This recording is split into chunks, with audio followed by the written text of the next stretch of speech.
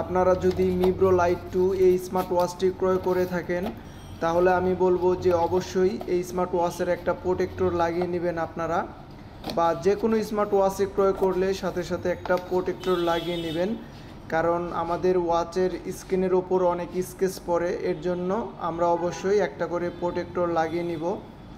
আর আপনি যদি আমাদের টেকডেন শপে আসেন তাহলে যে কোনো স্মার্ট ওয়াচের প্রোটেক্টর পেয়ে যাবেন, বা আমাদেরকে ফোন দিয়েও আসতে পারবেন, স্ক্রিনে আমাদের নাম্বার দেওয়া থাকবে।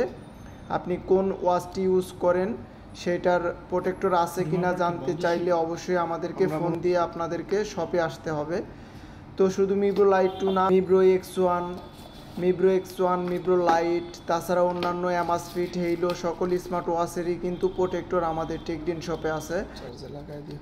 তাহলে আপনাদের কাছে এক্সট্রা তাহলে পিনগুলো পাওয়া যায় না? পিন কোন ঘড়ির জন্য নেবেন? এই ঘড়ির জন্য আমার চেইন আছে আর কি, চেইন পিনটা নাই আর কি। আগের ঘড়িটা নষ্ট হয়েছে, ওটা চেইন রয়ে গেছে। চেইন আগে চেইন বললাম যে পিন এখানেও এটা আপনার এখান থেকে নাও, এক বছর আগে দেখি আছে কিনা।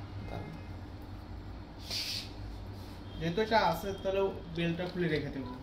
বেল লেদার না?